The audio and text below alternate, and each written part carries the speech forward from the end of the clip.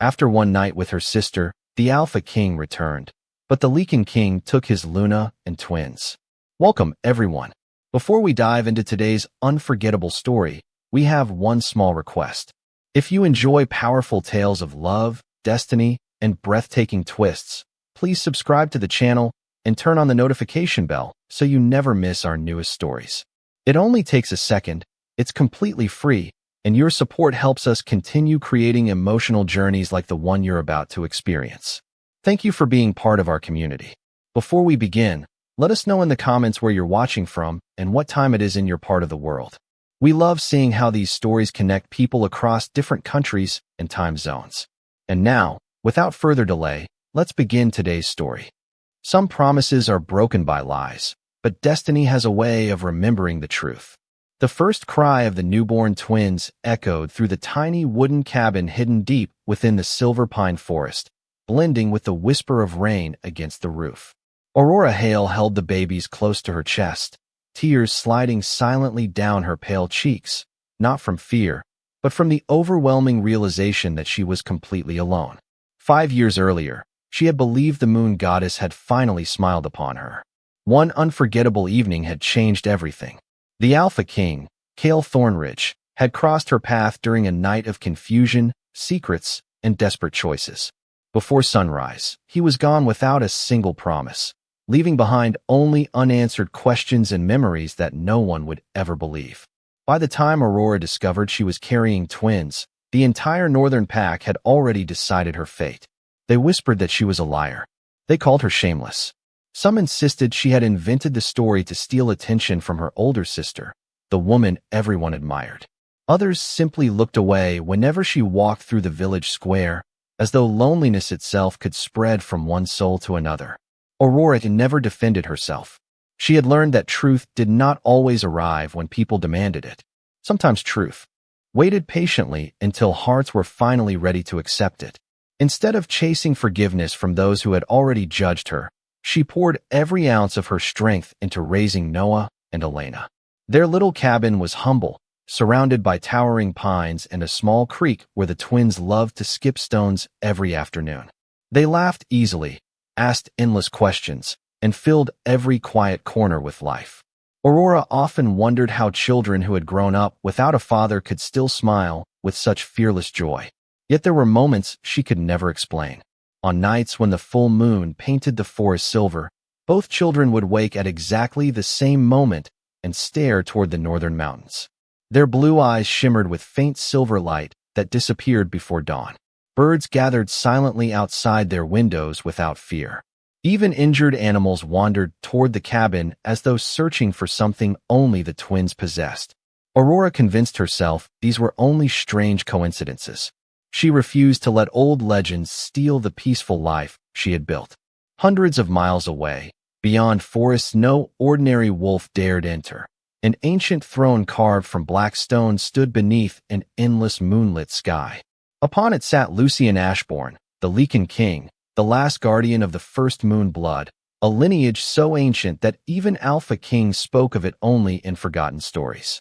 For weeks, he had felt an unfamiliar pulse flowing through the sacred bond connecting every true Lycan ruler to the oldest bloodline in existence. It was weak, distant, and impossibly young. Standing before the ancient altar, Lucian slowly closed his silver eyes as moonlight gathered around him like mist. Then he whispered words no one had spoken for centuries. "The heirs have awakened." At that exact moment, far away in the quiet cabin, Noah and Elena looked toward the same moon together, and a faint silver mark briefly appeared beneath each of their wrists before fading like a forgotten promise. Aurora had long ago stopped counting the seasons since the night everything changed, yet some memories refused to fade.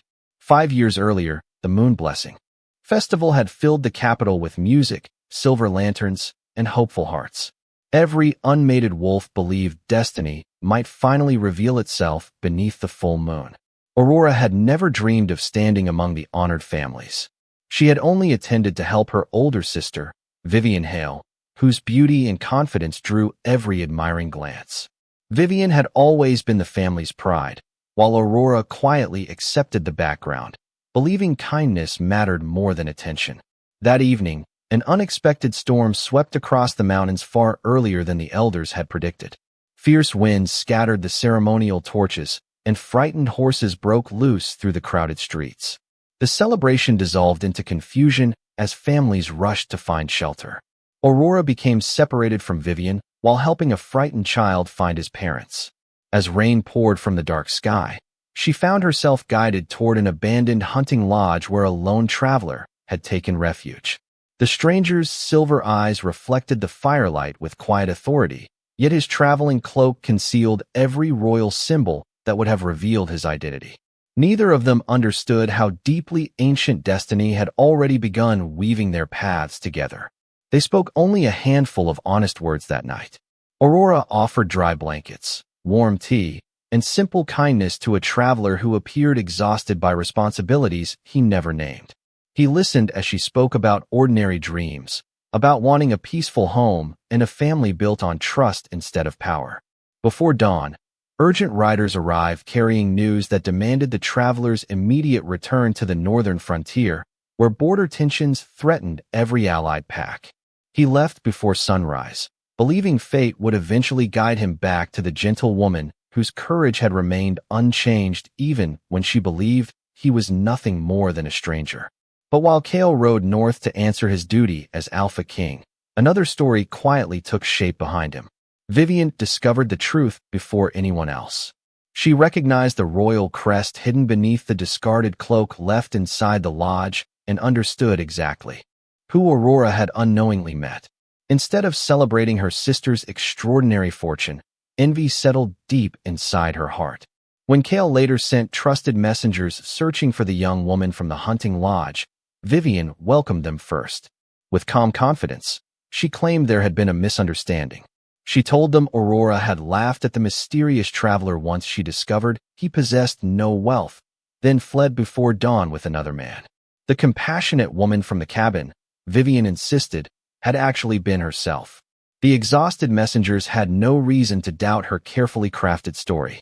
By the time Kale received their report, war preparations left no room to investigate further. Disappointed but determined to bury the painful memory, he convinced himself that the woman he had admired had chosen another path.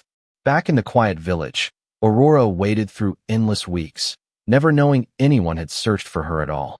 When she realized she was expecting children, every unanswered question became heavier than before, yet she refused to fill her heart with bitterness. She believed that lies might silence truth for a season, but they could never erase it forever. She simply did not know that somewhere beyond the northern mountains, the first crack had already appeared in a deception powerful enough to reshape two kingdoms. The quiet rhythm of Aurora's little cabin remained unchanged, but the forest around it slowly began behaving in ways no one could explain. Every morning, birds gathered along the windowsill before the twins even opened their eyes. Deer wandered fearlessly into the meadow beside the creek, standing peacefully as though they had arrived to greet old friends. Even the oldest wolves living near the village admitted they had never witnessed nature responding so gently to children. No one noticed it first. While skipping smooth stones across the creek one cool afternoon, he paused and looked toward the distant mountains. "Mama," he asked softly, "why does the moon call my name even during the daytime?" Aurora forced a gentle smile, brushing a strand of golden hair away from his forehead. "The moon belongs to everyone," she answered. "Sometimes your imagination simply runs a little farther than other children." Noah accepted her answer with a nod, but Elena quietly shook her head. Unlike her brother, she rarely ignored the strange feelings that visited her. "It is not imagination," she whispered. "Someone is looking for us." Aurora felt a chill despite the warm afternoon sunlight. Before she could ask another question, a silver hawk circled once above the cabin, then disappeared beyond the treetops. It was the third time that week the magnificent bird had appeared without making a sound. Hundreds of miles away, Lucy and Ashbourne stood upon the highest balcony of Moonfall Citadel, watching that same hawk land gracefully on the ancient stone railing. The bird lowered its head before dissolving into tiny strands of silver light that floated into the king's outstretched hand. Ancient memories awakened inside his mind. 2 children, 1 humble cabin, a forgotten bloodline. and a woman whose heart still carried extraordinary compassion despite years of quiet suffering. Lucien remained silent for several long moments before turning toward the elderly woman waiting behind him. She was known throughout the hidden Lycan kingdom as Keeper Selene, the oldest guardian of the Moon Archives. Her silver hair reached her waist, and her calm eyes reflected countless generations of forgotten history. "The signs grow stronger," Lucien said quietly. Selene nodded without surprise. "The first moon blood has awakened exactly as the prophecy promised. Not inside a palace, not among warriors. It chose a mother who raised her children with kindness instead of pride." Lucien lowered his gaze toward the glowing moonstone resting inside the palace courtyard. The stone had remained dark for almost 500 years. Now faint silver lines slowly spread across its surface like branches reaching towards spring sunlight. "Could the children truly unite what our ancestors divided?" he asked. Selene smiled gently. "Power alone never heals kingdoms. Love does." Meanwhile, life inside the cabin continued with comforting simplicity. Aurora taught Noah how to repair broken fishing nets while Elena carefully planted wildflowers beside the front porch. Watching them laugh together filled Aurora with peace she had once believed impossible. Yet every evening, she noticed the same strange detail. As sunset faded, the silver marks beneath the twins' wrists appeared for only a heartbeat before disappearing again. She had searched every old family journal inherited from her grandmother, but nowhere could she find a symbol that matched them. That night, after the children had fallen asleep, Aurora stepped outside beneath the stars. The forest was unusually still. Then a gentle breeze carried an unfamiliar scent across the trees, crisp as winter air mixed with blooming jasmine. Somewhere beyond the darkness, unseen golden eyes watched the little cabin with quiet respect rather than judgment.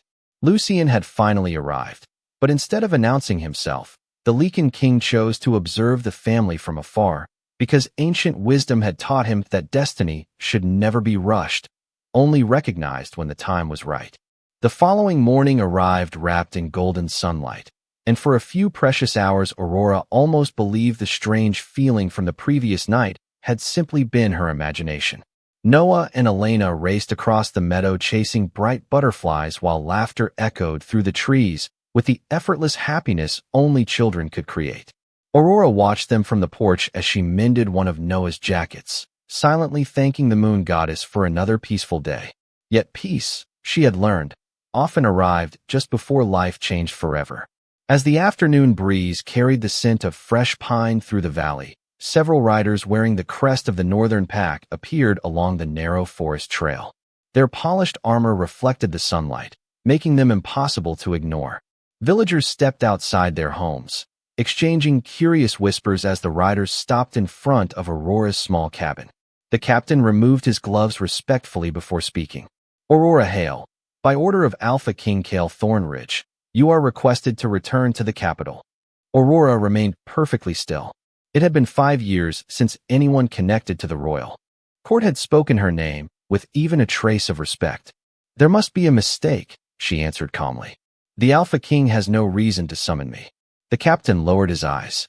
"His Majesty has recently returned from the Northern Territories after securing lasting peace along the border. He is reviewing matters left unresolved before the war. Your name appears among them."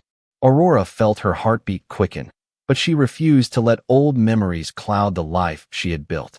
"Please tell your king that my home is here," she replied gently. "I have children who depend on me, and I have no place inside the capital." The captain hesitated, clearly surprised by her answer. Before he could respond, Noah stepped forward and innocently looked up at the soldiers. "Is the king kind?" he asked. Several of the men exchanged uncomfortable glances.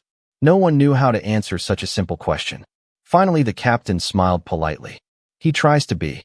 Noah nodded thoughtfully before returning to his sister, who had quietly been watching every face with unusual focus. Elena suddenly whispered, "He is not the one who found us." Aurora turned toward her daughter in surprise. "What do you mean?" Elena looked beyond the soldiers toward the endless forest. "Someone else is already here." A cool wind swept across the clearing. Every horse lifted its head at once, ears pointed toward the towering pine trees. The birds stopped singing. Even the leaves seemed to hold their breath. Hidden among the shadows beyond the meadow, Lucian Ashbourne observed everything without taking a single step forward. He had not come to interfere with Aurora's choices. He had come to confirm what the ancient prophecy had revealed. Watching her refuse the comfort of power in order to protect her children only strengthened what he had already sensed. She carried a quiet strength that no throne could create. Beside him, Keeper Celine spoke softly. The mother has already passed the first trial. Lucian never looked away from the little family. There was a trial? She smiled knowingly. Every ruler searches for loyalty. The moon searches for character. Back in the clearing, the captain respectfully bowed his head. His Majesty asks only that you consider the invitation. We will return in 3 days. Aurora offered a courteous nod, neither accepting nor refusing. As the riders disappeared into the forest, she noticed Noah and Elena staring toward the same distant trees once again. They smiled as though greeting an old friend they had somehow always known. While hidden beyond human sight, the Lycan King quietly placed one hand over his heart, feeling an ancient bond grow stronger with every passing moment. That evening, after Noah and Elena had fallen asleep beside the warm fireplace, Aurora stepped quietly onto the porch and looked toward the endless line of ancient pines. The captain's words echoed through her thoughts, but they no longer carried the power they once might have held. 5 years had taught her that peace was not found inside grand halls or beneath royal banners. Peace lived in ordinary mornings, shared laughter, and the quiet certainty that love asked for nothing in return. Still, she could not ignore the feeling that something far greater than an invitation from the Alpha King had begun moving through the world. Deep within the untouched mountains where no ordinary pack had ever been allowed to wander, Lucian Ashbourne entered the Hall of Origins, the oldest chamber of Moonfall Citadel. Towering stone pillars surrounded a circular floor carved with symbols older than any known kingdom. At the center rested the Moon Archive, a collection of crystal tablets that preserve the earliest history of the Lycan people. Keeper Celine carefully placed her hand upon the nearest crystal. Soft silver light spread across its surface, revealing images instead of words. Lucian watched in silence as the forgotten story unfolded before him. Long before Alpha Kings ruled the Great Packs, the first moon blood had united every guardian beneath a single sacred oath. They were not chosen because they were the strongest. They were chosen because they protected life before power. When pride entered the hearts of ambitious rulers, the ancient bloodline divided into separate kingdoms. The Alpha bloodlines inherited leadership over the Packs, while the Lycan bloodlines disappeared into secrecy, carrying one promise that would not awaken again until children born with hearts free from hatred restored what had been broken. 2 young figures appeared within the glowing crystal, their wrists marked with the same silver symbols Noah and Elena carried. They stood before an enormous silver gate hidden beneath a full moon, while countless wolves gathered peacefully around them without fear. Then the vision faded. Lucian drew a slow breath. The twins are not simply descendants, he said quietly. They are the key. Celine nodded. The ancient moon gate has remained sealed for centuries. Only the first moon blood can awaken it. But remember the final line of the prophecy. Lucian lowered his eyes as though he already knew the answer. Together they softly repeated the ancient words. The gate shall never answer to a crown.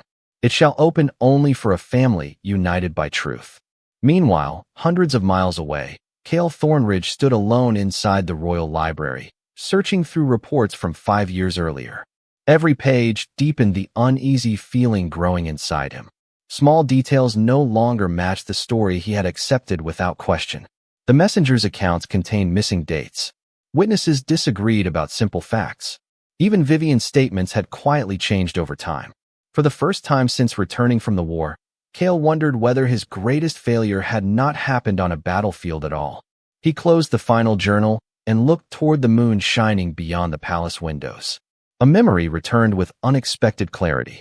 He remembered a young woman handing him a cup of warm tea during a violent storm, smiling with quiet kindness while asking nothing in return. That smile had never belonged to someone driven by greed. Far away inside the little cabin, Noah suddenly opened his eyes from a peaceful dream. He walked to the window and gently touched the glass. Elena joined him without saying a word.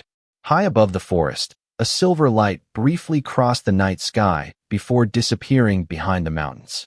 Neither child felt afraid. Somehow, without understanding why, they both knew that the world was slowly finding its way back to them, and that the greatest secret their family carried had only just begun to awaken. The third morning arrived beneath clear blue skies, yet an unusual stillness rested over the valley, as though the forest itself were waiting for something long foretold. Aurora finished preparing breakfast while Noah and Elena eagerly packed a small basket for a picnic beside the creek. She smiled as they debated whether wild strawberries or fresh apples tasted sweeter, grateful that their childhood remained filled with ordinary joys despite the mysteries quietly surrounding them. As they walked along the familiar woodland path, Noah suddenly stopped beside an ancient oak tree whose enormous roots reached across the ground like gentle waves. "Someone is sad," he whispered. Aurora looked around, but saw no one. Elena stepped closer to the tree and softly placed her hand against its weathered bark. Within seconds, a single silver leaf drifted down even though no wind touched the branches. Aurora felt another familiar chill. Before she could speak, a calm voice echoed from the opposite side of the clearing. "The forest remembers those who listen." Aurora turned instantly. A tall man dressed in a simple dark traveling cloak stood several yards away. His posture carried quiet confidence rather than authority, and his silver eyes reflected warmth instead of judgment. He made no sudden movement, offering only a respectful nod. "Forgive the unexpected meeting," he said gently. "My name is Lucian." Aurora instinctively stepped closer to the twins. "Do we know each other?" Lucian smiled faintly. "Not yet." Noah, however, tilted his head with innocent curiosity. "You are the one from my dreams." Aurora looked at her son in surprise. Lucian's expression remained calm, although a flicker of emotion crossed his eyes. "Perhaps your dreams are wiser than either of us." Elena quietly studied him for several moments before asking, "Why does the moon shine around you?" Aurora saw only sunlight filtering through the trees, but Lucian understood exactly what the little girl meant. Children carrying the first moon blood could perceive ancient energy invisible to ordinary eyes. He slowly knelt until he was at their height, careful to leave several feet of respectful distance. "Because long ago," he answered softly, "someone made a promise that one day the lost would be found." Aurora noticed something unusual. Neither Noah nor Elena showed the slightest fear. Normally, they remained cautious around strangers, yet now they smiled as though greeting someone unexpectedly familiar. Even the woodland animals seemed unusually peaceful. A pair of white rabbits emerged from the bushes without alarm, while birds settled quietly among the nearby branches. Lucian rose to his feet and looked toward Aurora. "Your children possess extraordinary kindness. Protect that above everything else." She searched his face, sensing that every word carried meaning beyond its surface. "Who are you really?" she asked. Before Lucian could answer, Keeper Celine appeared from the trees with unhurried grace. She bowed respectfully toward Aurora, not as one might greet a common villager, but with the dignity reserved for someone deeply honored. "Some truths arrive only when every heart involved is ready," Celine said gently. "Until then, allow your children to remain exactly who they are, children." Aurora stood speechless as the elderly woman smiled warmly at Noah and Elena. Then both visitors quietly turned and disappeared into the forest, leaving behind only the faint fragrance of blooming jasmine carried upon the breeze. That evening, as the sun slipped beyond the mountains, Aurora discovered something resting on the porch. It was a beautifully carved wooden moon pendant unlike anything she had ever seen. Tucked beneath it lay a single handwritten note containing only one sentence. "When the time comes, truth will not ask you to chase it. Truth will find your family." The next sunrise carried an unusual sense of expectation that neither Aurora nor the twins could explain.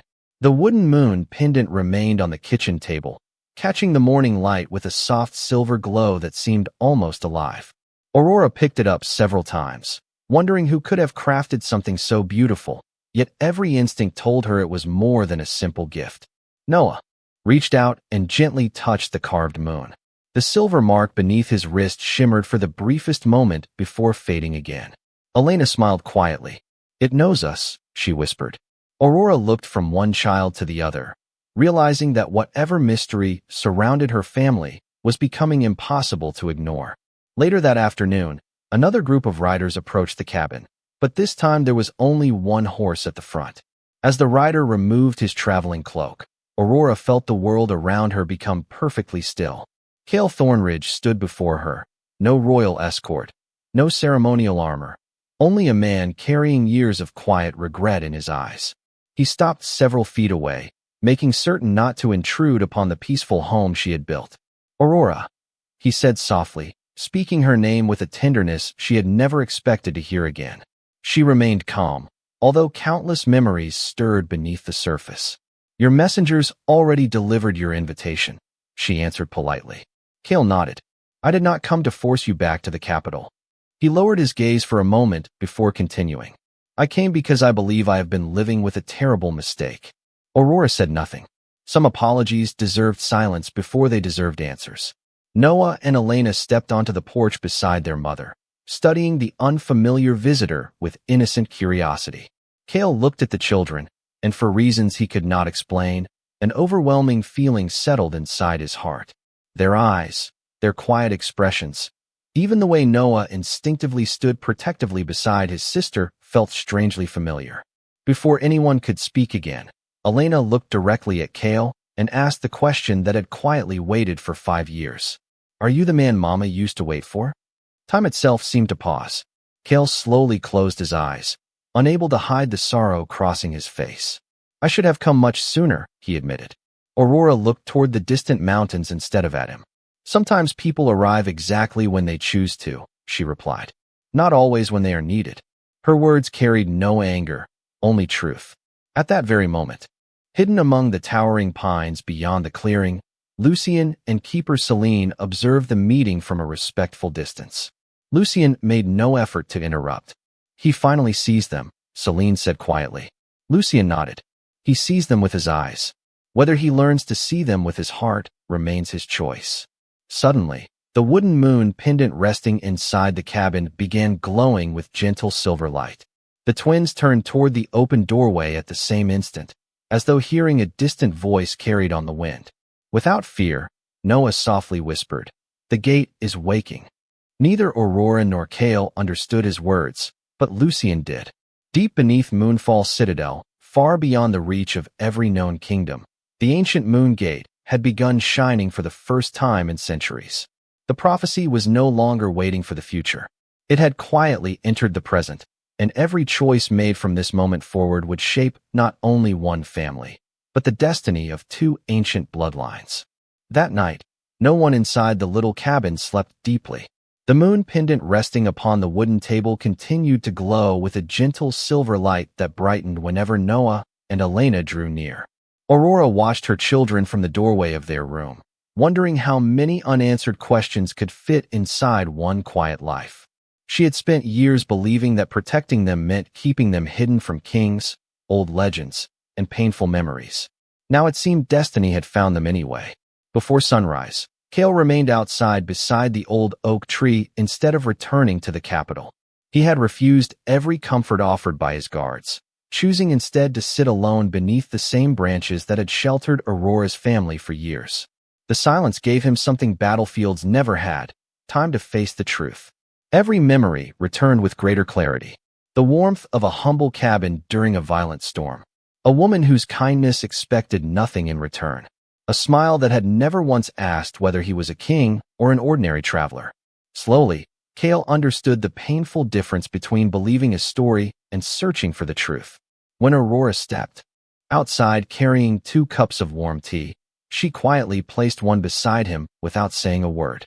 Cale accepted it with grateful eyes. "I do not deserve your kindness," he admitted. Aurora looked toward the rising sun rather than at him. "Kindness is not something people earn," she answered softly. "It is something people choose." Her words settled deeply inside him. After a long silence, Cale finally spoke the sentence he had carried in his heart for 5 years. "I was wrong." There were no excuses, no attempt to blame war, duty, or fate. Only those 3 honest words. Aurora closed her eyes for a brief moment. She had imagined this conversation countless times, yet now that it had arrived, anger seemed strangely absent. Time had already carried most of her pain away. Some wounds heal, she said quietly. But healing does not erase what happened. Cale nodded. I know. He looked toward the cabin where Noah and Elena were laughing together through the open window. If they are my children, I will spend the rest of my life becoming worthy of them. If they never call me father, I will still protect them from every danger I can. Hidden among the distant trees, Lucien listened without interrupting. Keeper Celine smiled gently. He has finally laid down his pride. Lucien's silver eyes remained fixed upon the family. That is the first step every true king must take. At that exact moment, the moon pendant lifted slightly from the wooden table without anyone touching it. Soft silver light spread across the cabin floor before flowing toward Noah and Elena. The glowing marks beneath their wrists became visible once again, brighter than ever before. The children instinctively reached for each other's hands, and a peaceful wave of light surrounded them before fading into the morning air. Aurora and Cale hurried inside, but neither child appeared frightened. Instead, Elena looked at the adults with complete calm. The moon is waiting, she whispered. Noah nodded. But it says we cannot open the gate until everyone tells the truth. Far beneath Moonfall Citadel, the ancient moon gate answered those words with a deep silver glow that echoed through halls untouched for centuries. The prophecy had revealed its next secret. It would not respond to royal blood alone. It would not recognize crowns, titles, or ancient power. It would awaken only when every hidden lie was brought into the light, and somewhere far away, Vivian Hale unknowingly looked into her mirror, unaware that the deception she had guarded for 5 years was about to unravel at last. Morning sunlight poured across the valley as though the world itself had been quietly washed clean. For the first time in many years, Aurora no longer felt as though she were standing between the past and the future. Instead, she stood exactly where she belonged, beside Noah and Elena, whose laughter carried through the forest with a hope that seemed stronger than fear itself. The days of hiding were ending. The days of choosing were about to begin. By midday, a small gathering formed outside the cabin. Cale had returned, not with an army or a royal command, but with only a handful of trusted companions. Moments later, Lucien emerged from the forest with Keeper Celine, his quiet presence carrying the dignity of someone who never needed to announce his authority. The two kings stood only a few feet apart. There was no challenge between them, only a shared understanding that neither crown mattered more than the family standing before them. Keeper Celine stepped forward and gently looked toward Aurora. The final truth has never belonged to kings, she said softly. It has always belonged to the one whose heart remained faithful despite every reason to give up. Before anyone could respond, another familiar figure approached the clearing. Vivian Hale walked slowly toward the cabin, her confident expression replaced by years of quiet regret. She stopped several steps away, unable to meet Aurora's eyes. For a long moment, only the wind moved through the trees. Finally, Vivian spoke with a trembling voice. Everything that happened because of me. Cale looked at her in stunned silence. Vivian lowered her head. You searched for Aurora after the festival. Your messengers found me first. I told them lies because I wanted the life that destiny had chosen for my sister instead of me. I convinced myself that one lie would disappear with time, but it only grew heavier every year. No one interrupted her. Even the forest seemed to listen. Tears filled Vivian's eyes as she turned toward Aurora. I cannot return the years I stole from you. I cannot undo the childhood your children lived without knowing the truth. I can only ask for forgiveness that I do not deserve. Aurora remained silent for several heartbeats. Then she slowly stepped forward. Forgiveness does not change yesterday, she said gently. It changes what tomorrow becomes. She embraced her sister, not because the pain had never existed, but because she refused to let bitterness become part of her children's future. At that exact moment, Noah and Elena instinctively joined hands. The silver marks beneath their wrists shone brighter than ever before, sending gentle streams of light toward the wooden moon pendant. High above the valley, the clouds slowly parted, revealing a brilliant full moon even beneath the afternoon sky. Far beneath Moonfall Citadel, the ancient moon gate awakened completely. Massive silver doors opened in perfect silence, releasing warm light instead of power. Keeper Celine smiled through grateful tears. The prophecy is fulfilled, she whispered.